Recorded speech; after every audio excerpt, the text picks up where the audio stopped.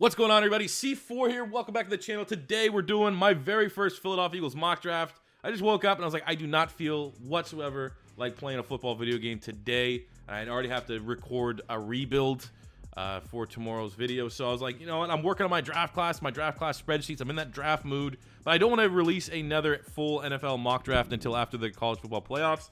So I was like, what about the Eagles? Much like a Jim Schwartz corner, we're looking into that backfield known as the offseason, trying to just see how can we fix this team? How can we have this quick turnaround, be exciting, be fun to watch again? I was like, well, let's try to see if I can install this in a mock draft. Now, I use the Draft Network's mock draft simulator, which has its flaws, but I think we had a pretty good mock draft. There is always a bunch of picks, though, that people, if there is a common complaint, which are not overly common, most people like these videos, it's like, oh my God, C4, there's no way that's guy going to be available in the 4th or 5th round. More often than not, though, I'm right. Like, I take the high ground on that. Like, when I say I'll have a guy go in the 4th round, you're like, oh, he's going in the 1st for sure. And then he ends up being like a UDFA or something crazy like that. That happens more often than not. But I will state that there was a couple picks here because of, obviously it's the Draft Network's tool. It's not perfect. Then I was like, this guy's still available. I have to draft him. Even though he's not a big need, this is clearly a best player available for the Philadelphia Eagles. And you'll see that shortly. So to do a mock draft, though, you kind of need the framework of the team that you're working with. So looking at the Philadelphia Eagles, we're going to look at outgoing players / potential cuts right off the rip. So on the offensive side of the ball, Big V, Jason Peters, Darren Sproles, and Nelson Aguilar. I think all those guys are for sure going. I think Big V is nice, but I actually think there's going to be a team that might want to bring him as a starter, and he's never going to be a starter for the Eagles. It might be a price too expensive for them to pay. Defense, I think Darby and Vinny Curry are gone for sure. And then the tough one, is Jim Schwartz going to be our coordinator? Because Nigel Bradham, we have an out in his contract. Jalen Mills is out to be a free agent. If we bring in a new OC, or DC, sorry, I think there's no chance Bradham and Mills come back. But if Jim Schwartz is here, those are his guys. Those are two of, you throw in Nate Gary, those are like the three, no matter what happens, Jim Schwartz sticks by them. So those guys are big questions. Looking at potential cuts, Alshon Jeffrey, after that big injury, I guess some reports came out that they restructured his contract, that it makes it kind of possible to move on from Alshon Jeffrey this offseason, which I actually think that's pretty probable at this point. So you look at, those are the outgoing players, potentially. Who would I re-sign? Quick re-signings, Nate Sudfeld, I loved him back as Carson Wentz's backup. At the running back spot, I have Boston Scott and Corey Clement coming back. Jordan Howard, I have a question mark. I think with the injury and all that stuff, I would like to see him back. I think that him and the smash and dash he had going on with Miles Sanders was nice. But, I mean, it's not a gimme. So right now he's kind of on the fence. I'll tell you right now, we draft a running back in this mock. I don't know if we're bringing back Jordan Howard, but here's a power back kind of deal. On the offense, for the rest of it, I wouldn't hate bringing back Greg Ward just to continue to use him as, just a slot guy, nice depth wide receiver. I have Opeta, that guard that we brought in when we cut Mac Hollins. Philly obviously likes what they see with him. He was like a combine monster. So he's, UDFA will bring him back. I have Hassan Ridgeway. We traded for him from the Colts. We'll bring him back. Roddy McLeod, even though I think he's kind of old, I wouldn't hate moving on from him. He's a good player. I like Roddy McLeod. He's 30, though. That's, when you get to those players in that year, it comes like, how much do they think they're worth versus how much do the team thinks they're worth? I think that could be a scenario with Roddy McLeod. But for the sake of this mock draft, he has also re-signed. Cam Johnson, the punter, too. I think that should get done sooner than later. He's one of the most consistent players. I think top 10 punter in the league.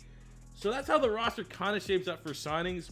Before you get into a mock draft, though, you're kind of like, well, what's in free agency? Like, what positions can we maybe assess in free agency and not have to worry about in the draft? So I'm looking at the big ones. I think there's 3 big positions: wide receiver, corner, and linebacker. Looking at the groups, at wide receiver, you have Robbie Anderson and Amari Cooper are the 2 that would be upgrades for the Philadelphia Eagles. I think both those guys could be too expensive. I wouldn't hate Robbie Anderson, but he is also kind of inconsistent, has had some off-the-field issues. While I would have loved trading for him at the trade deadline, once he hits the open market, I don't know, man. I think he could be a little expensive. You look at corner, Chris Harris Jr., again, another guy that's been rumored with the Eagles for trades, but he's also 31. Is this team going to go out and get another old player? Like, the biggest gripe with the Eagles is they're so old. Get younger. So Chris Harris kind of goes against that. Mike Hilton, though, the Pittsburgh Steelers, he could hit the market. He kind of fits that smaller, shiftier, loves the tackle type corner that Jim Schwartz likes. I wouldn't be opposed to that. In linebacker, we got Darren Lee. We got Corey Littleton from the Rams. My number 1 target with linebacker would be Nick Kwiatkowski from the Chicago Bears. I don't know if they're going to let him walk. I could see them viewing him as a long-term partner with Roquan Smith and then getting rid of Danny Trevathan. But I think out of all these free agents, Mike Hilton and Nick Kwiatkowski would be my 2 top targets. But I'm not going to, assume or guess that Philly's going to sign any of those guys. Those are just potential targets. I'm going to try to assess all these other positions through our mock draft. So as I stated, we use the Draft Networks tool. We're picking at pick 11 in the first round right now as of December 13th. Here is the mock draft. And at first round selection, Henry Ruggs was on the board. That speedy wide receiver from Alabama that everyone wants. But you know what else was on the board? My top number, I think the Draft Network, he's number 4 on their big board. I have no idea how he's still here because every other team needs quarterbacks and tackles and corners. But I selected Derrick Brown, defensive tackle from Auburn. In my opinion, he's a top 5 player in this draft. Technically, he could slip just because, you know, D tackle, a 320-pound D tackle. It's not like a Quinnen Williams or, you know, Ed Oliver kind of thing. Even though this is almost like Ed Oliver territory. But that's just D tackles. It's going to be really, really tough for D tackles to go in those premium top 10 picks. So, I mean, there is a possibility he slips here. And if he slips here to Philly, we don't need a D tackle, but you bring him in, kind of makes Timmy Jernigan expendable. I mean, you look at Malik Jackson. We gave him an ugly contract. Malik Jackson's going to be back. But Malik Jackson is a rotational interior pass rusher, right? So that means for most downs, though, we'll have Fletcher Cox and Derrick Brown, and then Malik Jackson can still do his thing coming in and fill in that Brandon Graham, Michael Bennett, NASCAR package type role. Derrick Brown is an exceptional player, unreal player. I watched him play a couple times at Auburn. And while you might say, oh my God, C4, we need speed. We need speed so bad at wide receiver. If Derrick Brown is there at pick 11, you get Derrick Brown. Derrick Brown and Fletcher Cox would instantly, without a shadow of a doubt, be the best defensive tackle pairing in the NFL. And you're going to have that like high-level play. Like, there's no way Derrick Brown sucks. Injury aside, potential injury, you know, you can't predict those things. But Derrick Brown, Fletcher Cox would be the best defensive tackle pairing for like the next 4 years in the NFL, point blank, period. You can't pass up on that. 11.5 TFLs, 4 sacks, 6'5", 320. Yes, sir. And then it still works for Malik Jackson for 1 year. And then when we dump his bad contract, then we still have our 2 starting D tackles in place for the future. Going to the second round, we get some speed. I have them going KJ Hamler, wide receiver from Penn State. Burner, legit 4.3 speed, deep threat. He's 5'9", a $175. He's essentially Deshaun Jackson 2.0. Can track the ball well. No more Nelson Aguilar just looking like, where's the ball? I can't see it. And like when he goes 30 yards downfield, this is a guy that can legit track the ball. If Deshaun Jackson's on the team, that is a great mentor, a guy that he can learn a thing for two. But he's a redshirt sophomore, so it's not automatic that he does declare, even though a lot of people in the scouting community assume that it's going to happen. But yeah, man, second round, he fits that, like, you know, that range where like McCole Hardman, those kind of guys went. That next tier of like, you know, they're not really a true outside wide receiver, where a guy like Hamler probably going to be best suited in the slot. And when Philly runs a lot of 12-man personnel, we don't have a slot, but he's still a deep threat. He can get behind everyone. It's a great fit for the Philadelphia Eagles. And then technically, when we do run slot, that's Nelson Aguilar's position. He's going to be gone. There's cover there. So he's not only is he a deep threat, he can cover in the slot, and he has a lot of upside to grow and develop as a route runner. Going to pick number 3, Philly has 2 third-round picks, our own third, and assumed... Actually, I think they're both comp picks. I don't know exactly how this works, but we have 2 third-round picks, according to the Eagles website. So the first third-round pick, I'm selecting Jeff Gladney, the corner from TCU. He's a scheme fit. He can fit in the cover 2 zone. He's fast. He literally, when you watch him play, he's a Ronald Darby-style corner, but with better instincts. I've watched 7 or 8 chop-ups. I have not seen him get beat by a double move, which should be music to Philadelphia Eagle fans' ears, as we don't have a corner on the roster that can't get beat by a double move right now. He's a willing tackler, so that fits within a Jim Swartz scheme if he returns as our DC. 6 feet tall, 185 pounds, solid length. The only downside is that he's not very strong. So when you get a big possession style wide receiver, they're probably going to work him more often than not. But when you look in the division, not a lot of big possession wide receivers. Hopefully Amari Cooper's gone. You got Michael Gallup, not a possession guy. You look at the Giants. Darius Slayton's a speedster. Golden Tate's slot. Sterling Shepard's a slot. You look at Washington, they got Scary Terry. Like, it fits, and he matches up well against the wide receivers in our own division. So I love Jeff Gladney in the third round. I do worry that he could be a riser. I get some Darnell Savage vibes. Remember Darnell Savage? For anyone who watched my draft content, he was like, for all these draft sites, 5th round pick, 4th round pick. I was like, this dude's going to kill the combine, and he's going to go 2nd, 1st round, somewhere in that territory. And he's actually played very, very well for the Green Bay Packers. I'm getting those kind of vibes with Jeff Gladney right now. I think once we get closer to the draft and a lot of people start to overanalyze him, it's going to help his draft stock. But for right now, 3rd round, he was still there. Then with their second, third round pick, I was drafting Troy Dye, linebacker from Oregon, 6'4", 225 pounds. He's an upgrade over Nate Gary, even though that's Jim Schwartz's bay. It's his ride or die. I think we need another Dye, another type of Dye, and that is Troy Dye. Great athlete, sideline to sideline. He's comfortable in coverage, but he needs to get a little bit stronger. He's not a guy that can bring on the blitz, but when you look at how Philadelphia uses our linebackers, we don't really blitz our linebackers whatsoever. Jim Schwartz relies on that front four to get pressure, which is why I think Troy Dye fits in the Eagles team, because he's not great at getting off blocks and stuff like that, but when the game is in front of him, that's when he excels, and that's exactly what Philadelphia requires their linebackers to do. And we need linebacker help, but we're not going to spend a premium pick on a Isaiah Simmons or Dylan Moses if he declares, or Kenneth Murray from Oklahoma. But third round, fourth round, somewhere in that territory is where we're going to go. I do get kind of Michael Kendricks vibes from Troy Dye, but he's a bigger version of him, and I think that'd be a great fit there at linebacker. Now taking a look at the fourth round, starting to cash in on some of those comp picks where Philly is projected to have 3 fourth-round picks. First up, I am selecting Antoine Winfield Jr., the safety from Minnesota. Kind of surprised he's here still in the fourth round, but a lot of people don't think he's going to test well as an athlete, which generally speaking, they already undervalue safeties in the NFL. And then when you look at like the 2018 freaky class where like every other safety is running like 4.3, 4.4, you know, if Winfield comes out, runs like a high 4.5, that's not bad, but it's also not going to get you drafted day one. Might not get you drafted day two. So he was still sitting here. He's a redshirt sophomore as well, kind of like KJ Hamler, so he doesn't have to declare.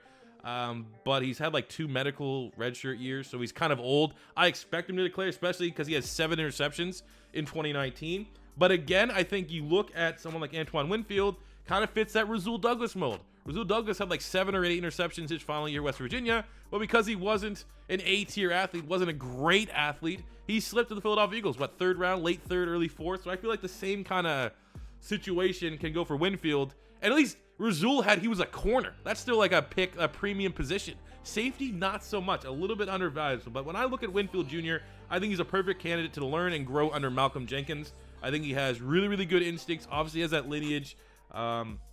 He's very productive. I just really do think when you look at him play, you watch him play for Minnesota, always around the ball, I think great fit for the Philadelphia Eagles defense that needs, I think, to get some safeties on this roster that we can groom to take over for our 2 30-plus-year-old starting safeties. We do not have any on the roster. They don't look like they're willing to move, Jalen Mills or Rasul Douglas to safety. So let's start off by getting Winfield Jr., which I think is a great value in the fourth round.